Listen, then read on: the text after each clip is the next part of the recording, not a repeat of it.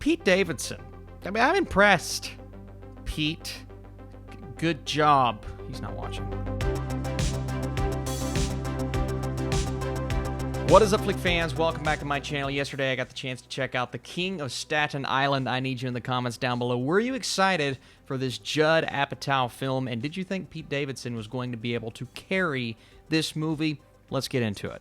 So Scott has been a case of arrested development since his firefighter dad died. He spends his day smoking weed and dreaming of becoming a tattoo artist until events force him to grapple with his grief and take his first steps towards life. So Judd Apatow's career as a whole, it's not been up and down, but every now and then he puts out a movie I'm just like, that's not living up to your potential. His most recent film, Trainwreck, I thought was good. I didn't love it as much as I wanted to, but there were definitely some funny elements, and it had some nice comedy beats to it.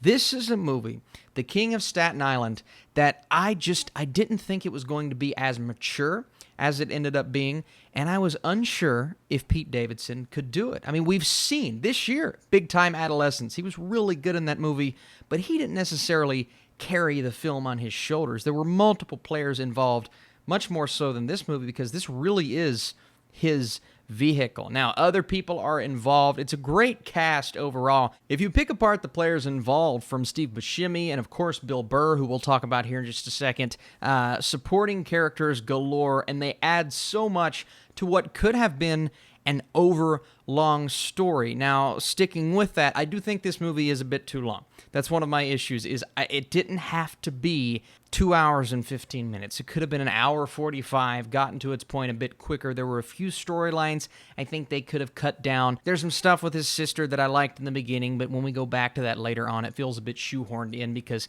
certain characters within this film, they don't feel forgotten about as a whole, but there's a one-off conversation here. There's some people that come into play there, and I'm just like, let's stick with what we know, and that is really the relationship between Davidson's character and his mother, because, you know, he's a 24-year-old guy living with his parents. He's lost his way in a sense, but he's never really found his way because of what happened to his father. Now, this isn't based on a true story, but it is somewhat based on Pete Davidson losing his dad in the midst of 9/11 in real life, and you see that at the end during the credits, so I thought that was somewhat sweet to start with. And then you dive into that and what Scott's actually going through, and the fact that there's a new man in his mom's life, and he has to get used to that.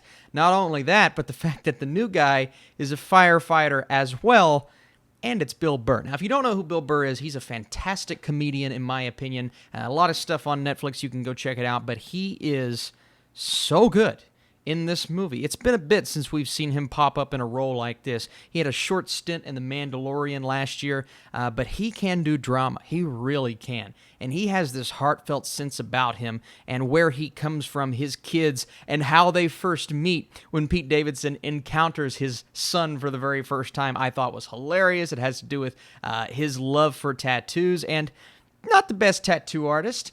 He has a passion for certain things, and what he believes he is good at, he struggles at, but he does have talent in other areas. He does have an artistic talent in general.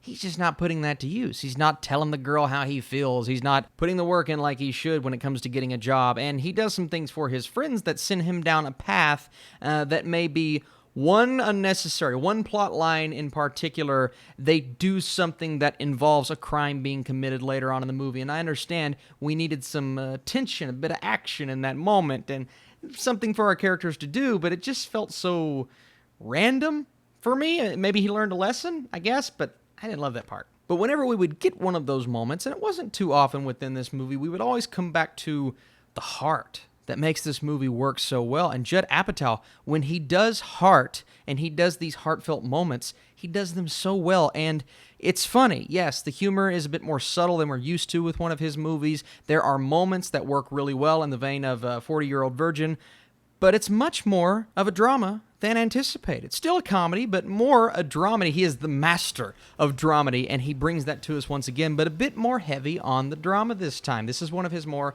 mature films, like I said at the beginning, and I had a really good time. I love these movies that explore someone's life. His movies somewhat follow the same beats. They're repetitive in a sense, but the cast combined with the writing for this film, combined with the fact that it was just this laid-back, good time of a movie with a good message, really good acting, solid all the way around, I recommend The King of Staten Island. I liked this movie much more than I anticipated, much more than I thought I would when the film started, and I walked away having a good time. So if you want a comedic drama with some really good characters, some moments that are a bit over the top and they don't necessarily belong, but overall, I recommend it. So thank you guys so much for watching this video. If you enjoy these reviews, had a lot yesterday, be sure to smash that thumbs up button. I'm going a 76 for my score. Really good movie. Be sure to go over to my Letterboxd page, see where it ranks on the year, and join us on Patreon this weekend. We're doing a Netflix party. We're all going to watch Marriage Story